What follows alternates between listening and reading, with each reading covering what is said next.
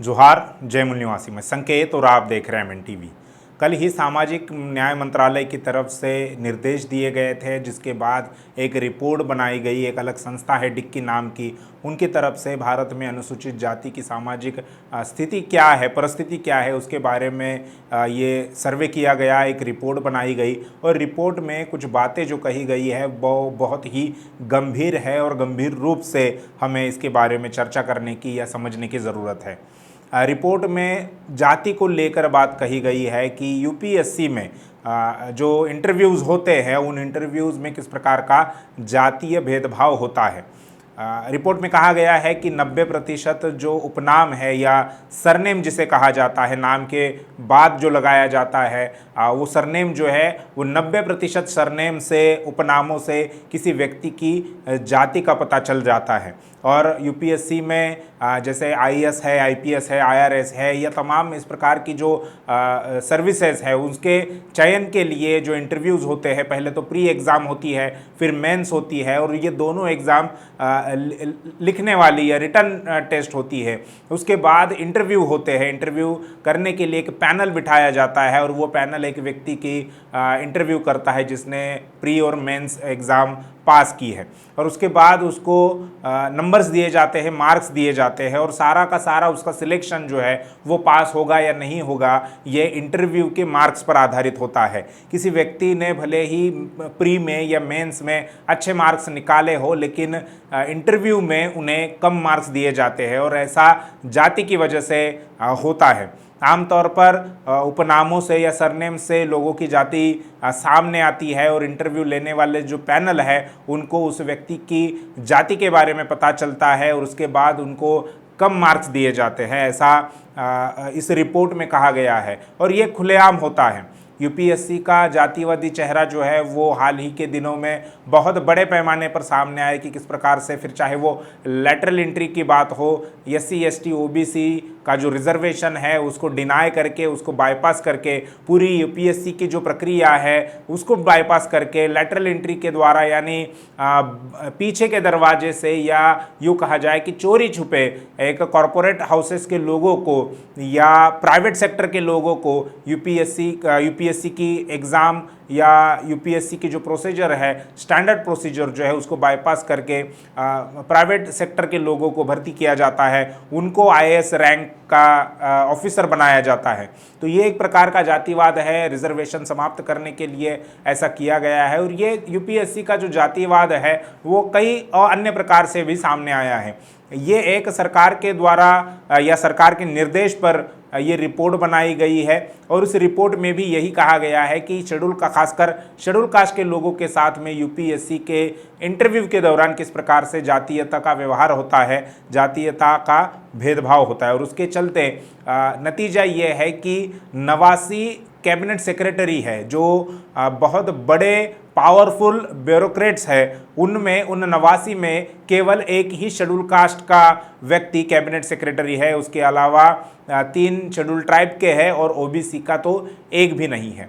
यानी schedule caste के लोग कैबिनेट सेक्रेटरी के तौर पर उनकी संख्या के अनुपात में होने चाहिए थे, लेकिन वो नहीं है। और ये इसीलिए होता है क्योंकि यूपीएससी की जो इंटरव्यू होते हैं उसमें उनके साथ जातीयता का व्यवहार होता है, उनके साथ भेदभाव होता है, डिस्क्रिमिनेशन होता है, और जाति के आधार पर ही ये तय होता है कि किनको सिलेक्ट करना है और किनको सिलेक्ट नहीं करना है, किनको ज़्यादा मार्क्स देने हैं और किनको फेल करना है या कम मार्क्स देने हैं। ये यूपीएससी के इंटरव्यू के दौरान ही ये सारा मामला होता है। प्री या मेन जो एग्ज़ाम्स होती है वो रिटर्न एग्ज़ाम होती है, इसलिए पेपर चेक करने वाले व्यक्ति को ये पता नहीं होता कि ये कौन किस जाति से बिलोंग करता है या कौन से वर्ग से ये आता है। लेकिन जब इंटरव्यू होता है तब इंटरव्यू के दौरान सारे कागजात उन पैनल के पास होते हैं, और जाति और नाम से ही या सरनेम या उपनाम से ही ये पता चलता है कि व्यक्ति कौन है, किस जाति का है, और उसके साथ इस प्रकार का व्यवहार होता है। इसी रिपोर्ट में इसका उपाय भी दिया गया है कि क्या करना चाहिए, इसको अगर रोकना है तो क्या कुछ किया जाना है। रिपोर्ट में कहा गया है कि इसके लिए जो उपनाम है या सरनेम है वो नहीं लिखने चाहिए, या उसको कंसील्ड करना चाहिए, उसको छुपाना चाहिए, ये इसमें कहा गया है। लेकिन क्या ये असली उपाय है, असली विकल्प है या असली रास्ता है इन सब से बाहर निकलने का?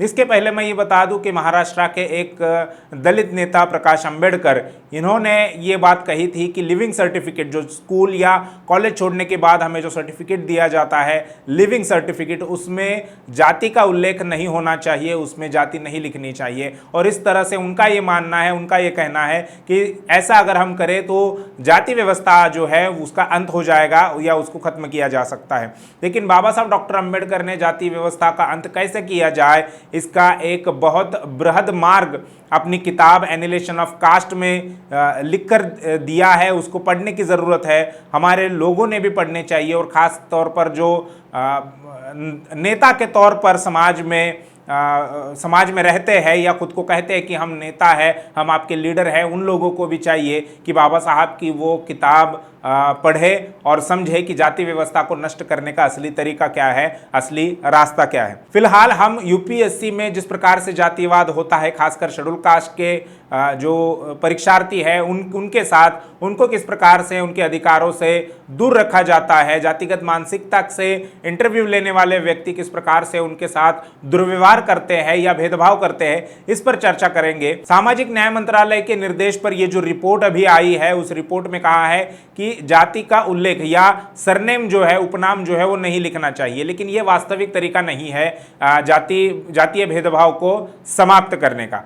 वास्तविक तरीका ये है, हमारी तरफ से दो बातें हैं जो करने की ज़रूरत है, ऐसा हम बताना चाहते हैं। सबसे पहली बात यह है कि जो भी इंटरव्यूज़ होते हैं यूपीएससी के, वो इंटरव्यू इन कैमरा हो, कैमरा लगाकर उसकी रिकॉर्डिंग हो बाकायदा। और उसके बाद दूसरी जो बात है, अगर किसी व्यक्ति को ऐसा लगता है कि उन्होंने अच्छे सवालों के अच्छे तरीके से जवाब दिए हैं, उनको इतने कम मार्क्स नहीं मिलने चाहिए, तो वो उस इंटरव्यू को या जो पैनलिस्ट हैं उन्होंने जो मार्क्स दिए हैं उसको चैलेंज कर सकता है। तो ये अधिकार अगर हर व्यक्ति को दिया जाए, जो भी हर परीक्षार्थी को दिया जाए जो यूपीएससी के प्री और मेंस क्रैक करने के बाद इंटरव्यू के लिए लायक बनता है या इंटरव्यू में पहुंचता है, उसको ये अधिकार दिए जाए कि वो पैनलिस्ट ने जो मार्क्स दिए हैं उन मार्क्स को चैलेंज कर सके। तो ये बहुत हद तक ये जो भेदभाव होता है वो रोका जा सकता है या रुक सकता है।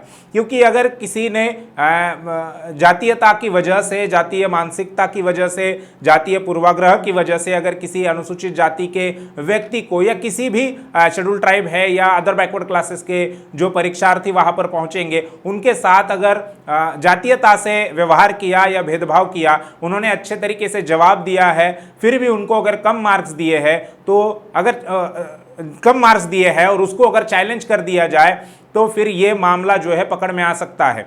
रिपोर्ट में एक कमी है, जिस कमी को हम आपके सामने उपस्थित करना चाहेंगे।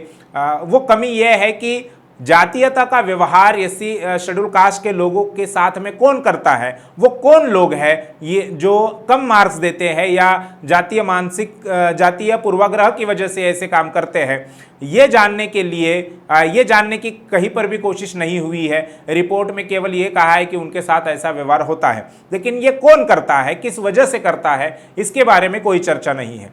तो आमतौर पर ब्यूरोक्रेट्स या प्रशासन जो है, भारतीय प्रशासन जो है, उस पर 79% ब्राह्मण और तत्सम ऊंची जातियों का नियंत्रण है। इसलिए ऐसा कहा जा सकता है कि जो पैनलिस्ट है, इंटरव्यू लेने वाले जो लोग हैं, वो ज़्यादातर ब्राह्मण और तत्सम ऊंची जाति के ही लोग हैं।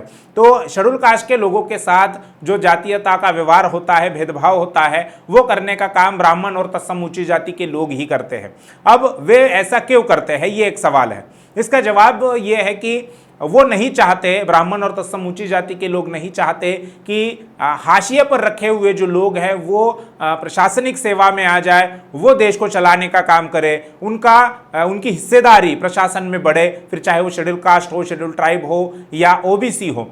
ब्राह्मण और तत्सम ऊंची जाति के लोग ये नहीं चाहते कि ये बहुजन समाज के लोग जो 85% की आबादी है, तो उनका 85% हिस्सेदारी प्रशासन में हो। इसलिए उनको अपने अधिकारों से या उनको अपने हिस्सेदारी से दूर रखने के लिए, वंचित रखने के लिए ब्राह्मण और तत्सम ऊंची जाति के जो लोग हैं, जो प्रशासन पर 79% हावी है, वो लोग ऐसे भेदभाव या ऐसी मानसिकता से पूर्वग्रहित रहकर ये सारे काम करते हैं। ऐसा नहीं है कि यूपीएससी में केवल शेड्यूल कास्ट या शेड्यूल ट्राइब के लोगों के साथ ही जातीयता का व्यवहार होता है या भेदभाव किया जाता है, डिस्क्रिमिनेशन किया जाता है। बहुत बड़े पैमाने पर जो ओबीसी है, अन्य पिछड़ा वर्ग और अदर बैकवर्ड क्लास जो है, उनके साथ में बहुत बड़े पैमाने पर ये जातीयता का व्यवहार होता है या इस प्रकार का डिस्क्रिमिनेशन होता है। लेकिन इस मुद्दे को उभरने नहीं दिया जाता, ये मुद्दा वहीं पर दबा दिया जाता है, इस मुद्दे की ज़्यादा चर्चा होने नहीं देते और ये सारा काम मीडिया की तरफ से किया जाता है। यूपीएससी का फुल फॉर्म आमतौर पर आप सभी जानते हैं कि यूनियन पब्लिक सर्विस कमीशन, लेकिन उसका असली फुल फॉर्म या जो प्रैक्टिस में वो काम करते हैं उनके व्यवहार से इसका फुल फॉर्म ये निकल कर आता है, जो बहुजन समाज के लोग आमतौर पर अभी समझ रहे हैं, वो है यूनियन पब्लिक सवर्ण कमीशन। यानी ये केवल सवर्ण लोगों का, ब्राह्मण और तत्सम ऊंची जाति के लोगों का वर्चस्व वाला एक कमीशन है, जो एससी, एसटी, ओबीसी इन लोगों के साथ में जातीयता का भेदभाव करता है और उनको अपने अधिकारों से दूर रखने का काम करता है। ओबीसी के साथ किस प्रकार से दुर्व्यवहार होता है या उनको उनके अधिकारों से किस प्रकार से दूर रखा जाता है, इसका एक उदाहरण देना चाहूँगा। जो 89 कैबिनेट सेक्रेटरी है, जो सबसे पावरफुल ब्यूरोक्रेट्स है, उनमें एक भी ओबीसी नहीं है। कहने के लिए शेड्यूल कास्ट का एक व्यक्ति है, कहने के लिए शेड्यूल ट्राइब के 3 कैबिनेट सेक्रेटरी है, लेकिन ओबीसी का एक भी कैबिनेट सेक्रेटरी यहाँ पर मौजूद नहीं है। जो देश के सबसे पावरफुल ब्यूरोक्रेट्स है, अधिकारी हैं, उनमें एक भी ओबीसी का व्यक्ति नहीं है। तो इस उदाहरण से यह समझा जा सकता है कि यूपीएससी में न केवल शेड्यूल कास्ट, शेड्यूल ट्राइब के साथ जातीयता का भेदभाव होता है, बल्कि ओबीसी जो है उनके साथ में भी इसी प्रकार का भेदभाव होता है और उनको अपने अधिकारों से दूर रखा जाता है। यूपीएससी के बारे में, यूपीएससी की जो प्रक्रिया है, एक तरफ लेटरल एंट्री है, दूसरी तरफ इस प्रकार का जातीयता का भेदभाव है। इस मुद्दे पर आप क्या कहते हैं, आपका क्या सोचना है, ये हमें कमेंट बॉक्स में ज़रूर लिखकर बताइए। और यूपीएससी का ये जातिवादी चेहरा और लोगों के सामने लाने के लिए इस वीडियो को लाइक करें और शेयर करें। शुक्रिया।